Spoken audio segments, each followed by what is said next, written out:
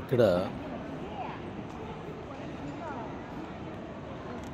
భోజనం కూడా ఒక్క పూటే, అది మధ్యాహ్నం పూట తింటున్నాను. అదొక 2-3 గంటలు అటు అవ్వచ్చు ఇటు అవ్వచ్చు. ఇంక తెల్లవారు దొరకదు, రాత్రి అంతా ప్రయాణం. ట్రైన్లో ఉంటుంది, లేదా మధ్యలో దొరుకుతాయి. ఇక్కడ 6 గంటలకల్లా క్లోజ్ చేస్తారు.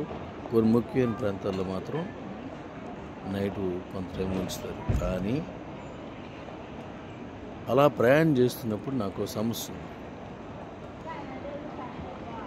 షుగర్ ఉండడం వల్ల, అంటే యాక్చువల్గా తగ్గు ఉంది, కానీ షుగర్ ఉండడం వల్ల ఎక్కువసార్లు మనం వాష్రూమ్కి వెళ్ళాల్సి వస్తుంది. ఇక్కడ మన ఇండియా మాదిరిగా ఎక్కడ పడితే అక్కడ మనం వాష్ చేయడానికి అవదు. డెఫినెట్లీగా సంబంధిత కొన్ని ప్రాంతాలు ఉంటే అక్కడ మాత్రమే వెళ్ళాల్సి ఉంటుంది. లేకపోతే ఇక్కడ నేరో అవకాశం కూడా ఉండదు. రోడ్స్ అన్నీ చాలా క్లీన్గా ఉంటాయి.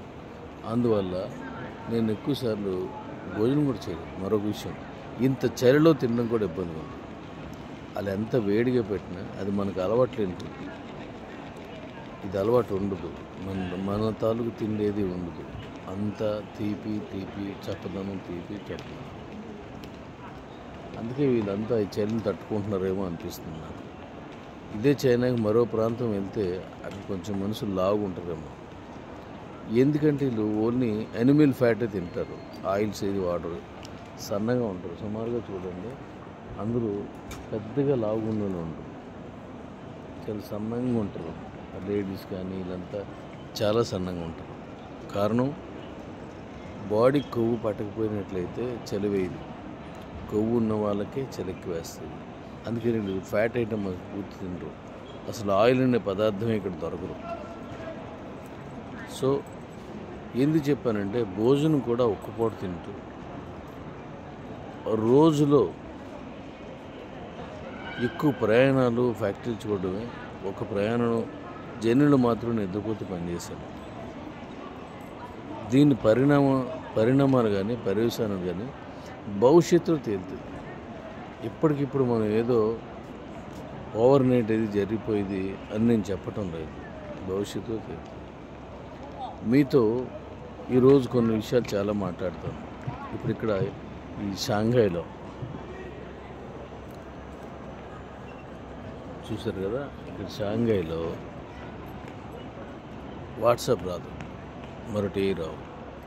నేను రికార్డ్ చేసి ఉంచుకోవడం. ఇక్కడ వేరే వస్తాయి, కానీ నాకు ఇక్కడ లోకల్ సిమ్ ఉండాలి. ఆ లోకల్ సిమ్లో లిమిట్స్ ఉంటాయి. ఓన్లీ నెట్ కాల్ మాట్లాడుకోవడం ఉంటుంది ఈ లోకల్కి, మిగతా తీసుకోవడం ఉండదు. అంటే కండిషనల్ సిమ్స్ అన్నమాట ఇస్తారు. దానికి మళ్ళీ బోల్డెన్ ప్రూఫ్స్ కావాలి. ఒకవేళ మనం ఏమైనా యాప్స్ డౌన్లోడ్ చేయాలంటే ఇండియాలో డౌన్లోడ్ చేసుకుని ఇక్కడ రావాలి. దాని మీద ఏది మీకు పంపించలేదు. ఈరోజు నేను ఒక ప్రాంతానికి వెళ్తున్నాను. అంటే గతంలో నేను వెళ్ళిన ప్రాంతం ఉంది కదా, అక్కడికి వెళ్తున్నాను. అక్కడ కొన్ని ఉన్నాయి, కొన్ని కావాల్సి ఉన్నాయి, ఇన్వెన్షన్కి వగేరే కావాల్సి ఉన్నాయి.